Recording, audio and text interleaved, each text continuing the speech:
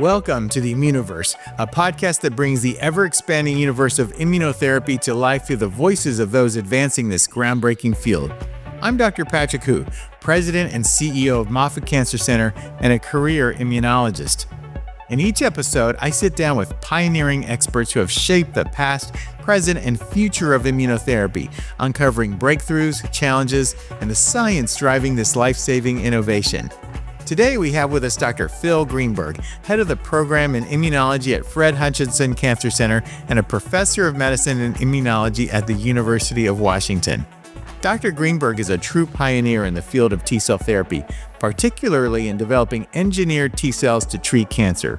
His work has set the stage for many of the adoptive T-cell therapies we see today, including strategies for targeting solid tumors. With decades of groundbreaking discoveries, Dr. Greenberg has helped transform the promise of cellular immunotherapy into clinical reality. His research continues to drive innovation at the intersection of immunology, gene therapy, and cancer treatment. Welcome to the ImmunoVerse, Dr. Greenberg. Thanks very much, Patrick. Pleasure to be here. Great. Well, you've been in the field for many years, and you're such a visionary always. I remember being a young fellow going to international conferences and just seeing you just knock it out of the park with credible vision of T-cell therapy, engineering with new molecules. Really amazing to me. You were always a role model for me, Phil. So tell me, how did you get involved with immunology, and when did you first come to the realization that the immune system could help fight cancer? Yeah, I got into immunology. We're often kind of influenced by the people that are near us, and I was finishing my medical training in San Diego, so I took several years out to study immunogenetics, which was just emerging at the time as a subdiscipline of immunology. And the one group in the country that was actually pursuing immunology in the context of cancer was in Seattle. Was Don Thomas was doing bone marrow transplants, and they had just realized that the efficacy they were seeing in patients, in the small subset of patients that were benefiting from transplants at that time, much better now for sure, were people who were getting something called a graft versus leukemia effect, where the immune cells were what was mediating the anti-leukemic effect rather than the high-dose therapy they were giving. And that made me think, well, if you can do it with non-specific cells, we can do better than that. And from that time, I was committed that we were going to make immune cells specifically target cancer. I thought it would be a much shorter process than it's proved to be, but I certainly believe we're there now. We are seeing that there are still obstacles to be addressed, but they're all addressable. And with what I guess we would call synthetic biology, with the ability to piece together different parts of proteins to change the way cells work, it's all possible now. Well, that's really interesting. So you've treated patients with bone marrow transplantation, and initially that therapy was, let's preserve the bone marrow so we can give even higher doses of chemotherapy to work. But it turns out bone marrow transplantation really works because the allo cells can recognize the cancer to a degree. It's immunology. It was because of contamination in the bone marrow, right? It was that immune cells were in the bone marrow you were giving back, and that was what was mediating the curative effect. And when that became evident, it just opened up a whole world. You said, well, obviously that means T cells can work. So how do they work? What do you do? And that was almost a 20-year journey to figure out how to change that from a laboratory exercise of learning into something that could be translated into people. I've always seen you take very basic science and then translate it to patients. And you've really had a great interface between basic science and the clinic. How do you think that creativity and merger, how did you get that? So you're right. I mean, I think I was trained, in addition to my medical training, I was trained as a basic scientist. So I always had, this kind of pursuit of knowledge. But we were trying to understand how do cells interpret what's on the how do they interpret what they encounter on the outside, and how does that convert into a signal on the inside? And so with that, we started playing. It was at a time when you could play with genetics. You could take pieces of receptors and change the way it signals and change the way it receives the signal. And that we were interested then in trying to make a cell that wouldn't need interleukin-2 provided, which could, because, I mean, as you know, at the NCI where you were, it was being very commonly being given to patients with cells at the NCI. And although it enhanced their activity, it was also quite toxic. And so we were interested in, could we engineer a cell so it wouldn't need that, so that it would find a way to use its own IL-2. And what we did was we converted a molecule that the cell was secreting into one that it then would actually also bind and deliver an IL-2 signal. So that was the beginning of our synthetic biology efforts, really, to change how cells are wired. And again, what we've benefited from is the unbelievable science and technological advances that have been made by others and that are all shared and we can all use, and we can use it to ask questions that we're asking, not necessarily the questions they were asking. And by using all this composite knowledge, I think it's so feasible to really move the field right now. What you started decades ago is now coming to fruition, where it's now commonplace for someone to take an immune cell and put genes in it and then give it back. But it was really a little bit crazy decades ago, right? Oh, it was. Well, and I mean, we were really, our lab, and actually also Steve's lab, right? We were very early into the idea we could clone the T cell receptor the way a T cell sees a tumor. We could isolate that and we could put it into now 1 billion cells and give that back to. But you immediately made this immune response that was the largest immune response in the body, and that was exciting. But what we found was that when it got to the tumor, it was encountering a lot of obstacles, and that were preventing it from actually efficiently eradicating tumors. So occasionally, and particularly in diseases like melanoma, the cells would persist and keep working. But in most solid tumors, that wasn't the case. And so we tried to understand why. And we reasoned was, well, why block that receptor? Let's rewire it. So if you take, for example, that inhibitory signal that the T cell is destined to see when it's in the tumor, rather than just block the negative signal, change its wiring. So now it delivers a positive signal. So it's actually taking advantage of these strategies that the tumor is putting up to inhibit the immune response and changing it into an activation signal for the T cell. And that's making enormous differences in the way the immune system can target a tumor. Those are so creative. I remember you also did that with the TGF-beta molecule, yes, which is in the tumor microenvironment, can be very toxic to T cells. But you had a project where you converted that negative, nasty TGF-beta signal into something positive, causing the T cells to proliferate. Exactly. We turned it into an IL-2 receptor signal. And again, it has this enormous advantage that there's loads of TGF-beta. The tumor and the cells in the tumor microenvironment are not going to stop making TGF-beta. If you gave an antibody that blocks TGF-beta globally, that can actually block TGF-beta, but it's very toxic. So again, it's taking advantage. It's part of it is the ability to study exactly what is it that's interfering with T cells, and we can do that now with things like single cell sequencing and CRISPR technologies to knock out individual genes, and we can figure out what is it that's interfering with that T cell's ability to kill a tumor. And once you know that, you can change that. And that's what's so powerful. That's a really important point. So what you're talking about is there are a lot of different drugs people can give, like cytokines, of course, like interleukin-2, bispecific antibodies, ADCs, a lot of these new antibody type therapeutics, immune checkpoint blockade, and they're important. At the same time, the ability to engineer immune cells, specific immune cells against the cancer with very precise genes, sometimes fusion genes that don't even exist in nature, and really being able to get it to work in the microenvironment.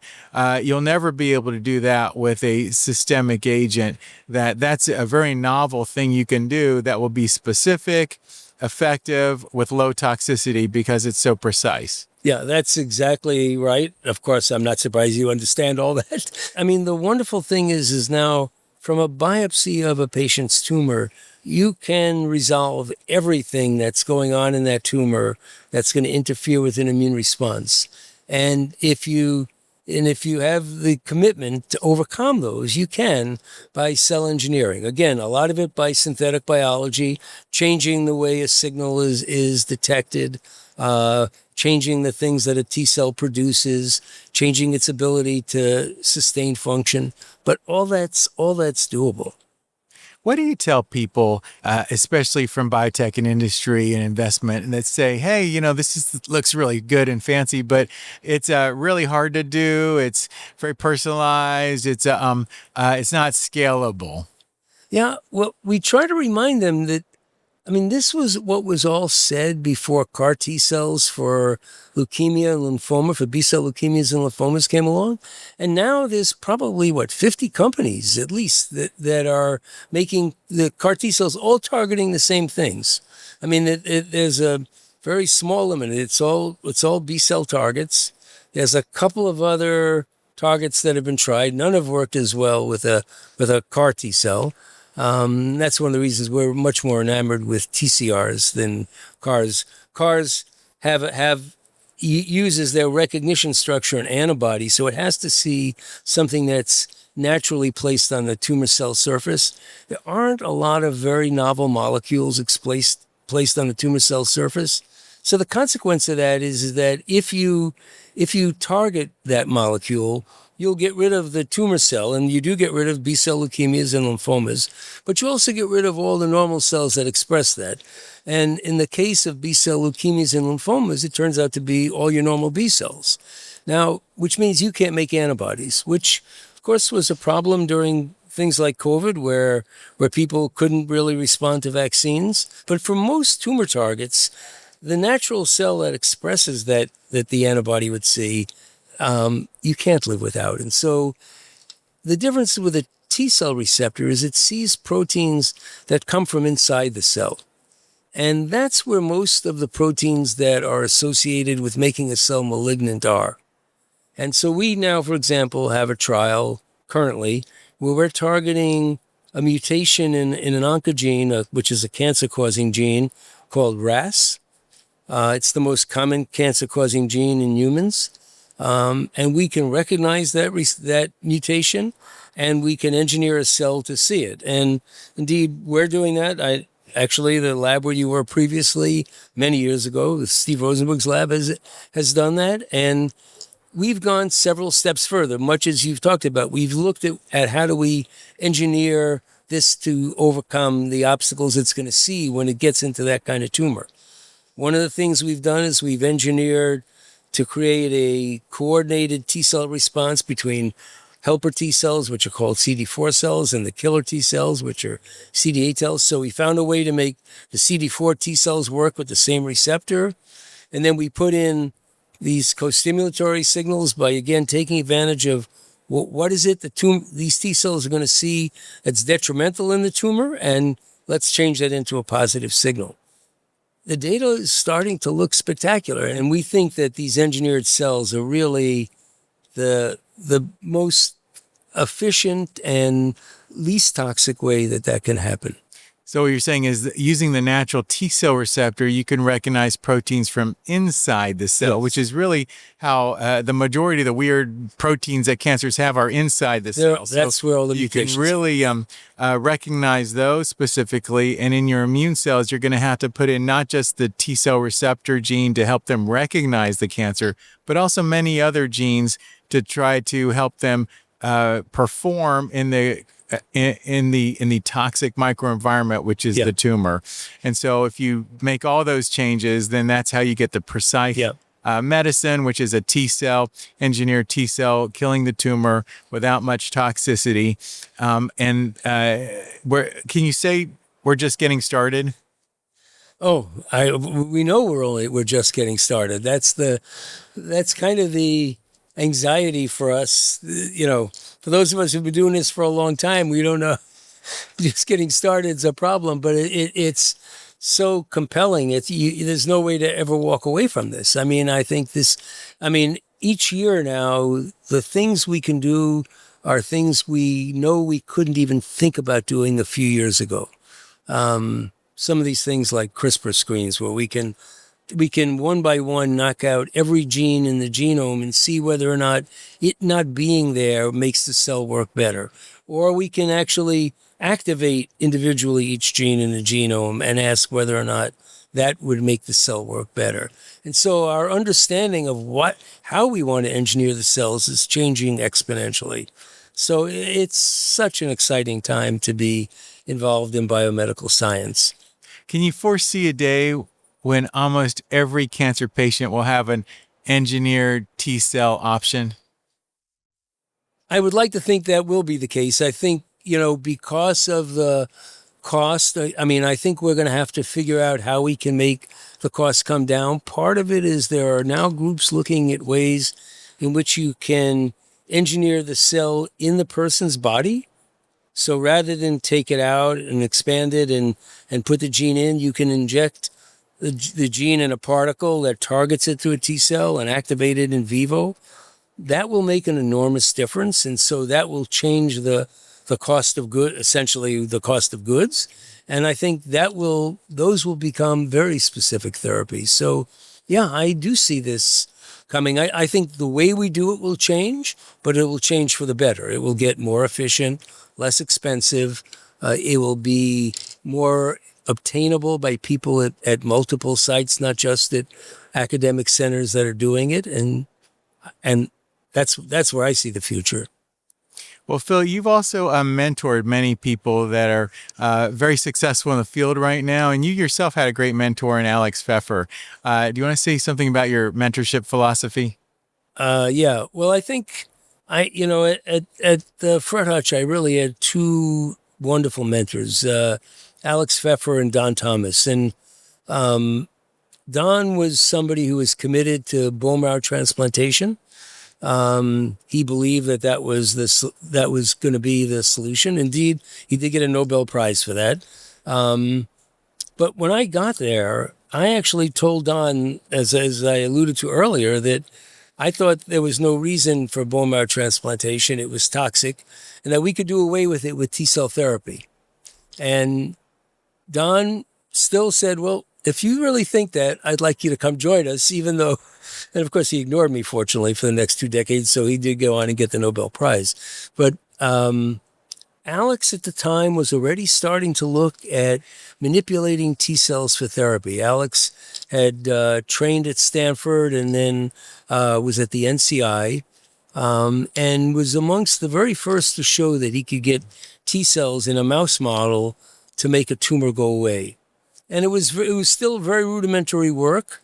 The lab at that time didn't have a lot of depth in immunology in order to pursue it. And so when I joined the lab, Alex was incredibly supportive about us trying to get a better handle on what is it that T cells can do and why do they do it. And he gave me great freedom to explore, and that was a really important lesson. I think that you try to bring bright people into your lab, but you don't try to just direct them to your project. You give them the freedom to feel breath, to feel innovative and creative themselves. And I've tried to stick with that with the people in my lab. That I think we're all somewhat resource constrained, but I think the idea of letting people explore their ideas is what makes the lab gratifying for people. And it's in many respects what motivates people pursuing novel ideas. And Alex and Don, for that matter, they were incredibly supportive about that's what this lab experience is about. It's not about you leaving this lab in my image. It's about you leaving the lab with an image you've created for yourself. and you're a recent AACR past president. And when you were AACR president, you emphasized to scientists that get out there and explain your science to the people. Start podcasts. Go out there and explain things. Tell me about how you feel it's the role of the scientist to explain science. Yeah, it was when I became president. I mean, obviously, this was post-COVID, and it became painfully obvious that we as scientists have not communicated, not just inadequately, but virtually almost not at all, what science is about. Why are we so excited about what we're doing? And why should you be excited about what we're doing? Why is it not just important to me, but this is potentially really important to you? And we don't spend much time explaining that to people. I fear that we as scientists over the years started thinking of this, and I don't mean to overstate this, but almost as an entitlement, that we were getting supported, we were doing things that we thought were for the good of society, and that was okay. And it turns out that's just not adequate. People need to understand what it is and why it is, and you need to get them to get at least some of that same enthusiasm that we have, so that they will also help support it. So, yeah, we started several initiatives, but one of the critical things is getting people to leave their labs and go out and talk to people. And it turns out it's something none of us ever got trained in. I mean, it was sort of like we went to medical school, and then we did our science studies, and then went back and became a faculty member at medical school, and all of a sudden we were teachers. And you'd never taken a single course on how to teach, so it was just about who were your role models as teachers, and you tried to emulate them as best you could. And it was really learning on the job how to teach at all. And some of us got better at it, and some of us didn't, actually. And I think it's the same with communicating to the outside. We have nobody's told us how to do that, or shown us how to do that. And so some of us may be okay at it, and many of us, or most of us, aren't. And all of us can learn to be better at it. And I think that's really what I was trying to convey, is we can all do this much better, and we all have to do this much better. We need people to understand why it is that science is such a compelling area to support, and why they will benefit from it as well as we will actually live the life that we so enjoy. Well, it's wonderful. It's extremely important to communicate that, because science is so inspirational and can be very impactful on society. As you pointed out, we could continue to cut this death rate down from cancer using engineered T cells. Yeah. So it's really very important. Well, we want to thank our guest, Dr. Greenberg, for joining us today, and thank you for going on this journey with us through the ever-expanding universe of immunotherapy. To hear more episodes of ImmunoVerse, make sure to subscribe on your favorite podcast platforms.